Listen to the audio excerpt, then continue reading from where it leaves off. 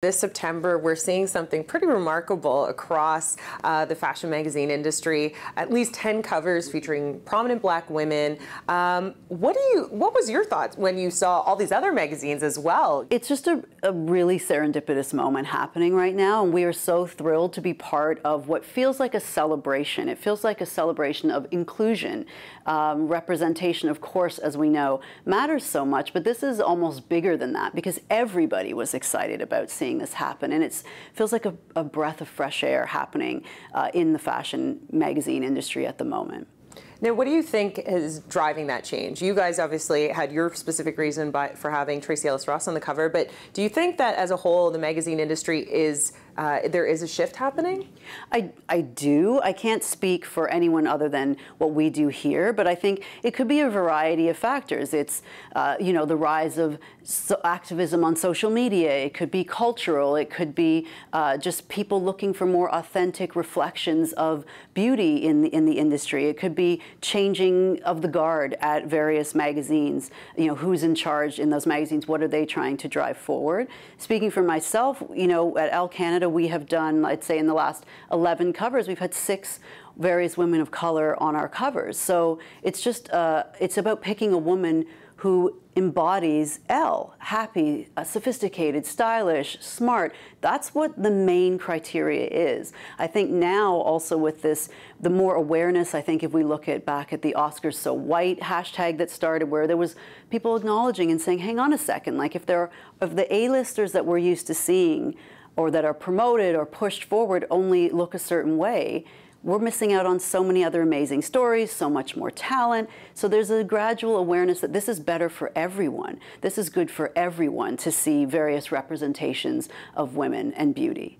And, you know, we've heard, I mean, Beyonce alludes to it in her Vogue cover saying, I was told very early, Black women don't sell magazines. We've heard this directly from the former editor-in-chief of Vogue UK.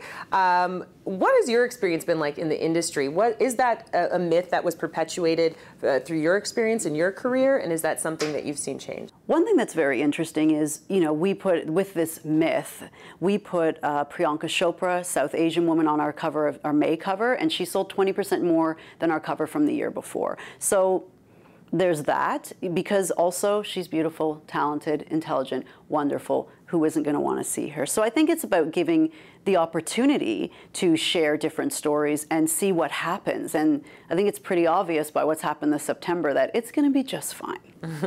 And, you know, some people are wondering, too, is this a strategic thing to sell more magazines? I mean, the industry obviously has a lot of challenges. Do you think that's a discussion that's happening, let's say, at the, you know, top levels of Condé Nast or other publications? I can only speak for myself. I don't know what they're talking about at a competitive magazine company, but I would say that, yes, of course, it's good business to involve as many people as possible in the stories you are trying to tell. Of course, it's good business to include as many women as you can in what you're trying to do and share. My goal as an editor-in-chief of a fashion magazine is to connect with women and to help them live the life that they want to live. So why would I exclude anyone from that story? I think it's good business, and it's just the right thing to do. Obviously, you've talked about how Elle has had different women representing a various array, but what is your hope for the rest of the magazine world? Do you think that we'll see more and more of this going forward? I hope so. I think that it makes sense, again, for so many reasons. And I think that, again, it is just about celebrating women. Magazines, I think, now have to adapt. And what women want now is to feel included in the conversation in whatever capacity that can be,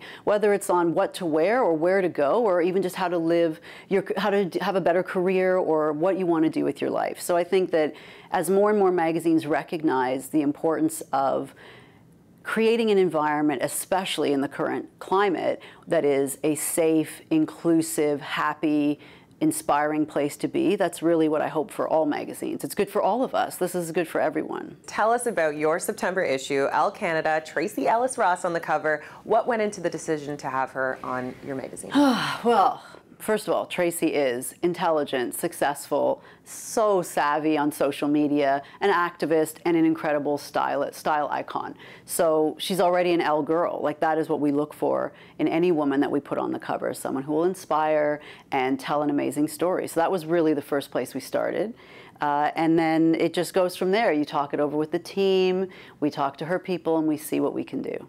And what are readers going to get from, hearing her story and what she talks about in the issue? Well, I think that it's always very important, especially with the September issue in particular, which is so focused on fashion, that you inspire, but you also kind of nudge your readers along into what is happening, what is new, what is exciting. Elle is all about bringing you with us into what is the new trends, why are they, what are the new trends? Why are they important? Tracee is interesting because she actually started her career as a stylist. She has a fashion editor at Mirabella. She has a very strong fashion sensibility. So she's almost like a creative director with her own looks. It added so much more to our story with her, where we talked about the importance of fashion for women, the message that it actually can send, how it can make you feel, as well as the good old things like aging and beauty and fun stuff like what kind of salad dressing she uses. Apparently it's like the best.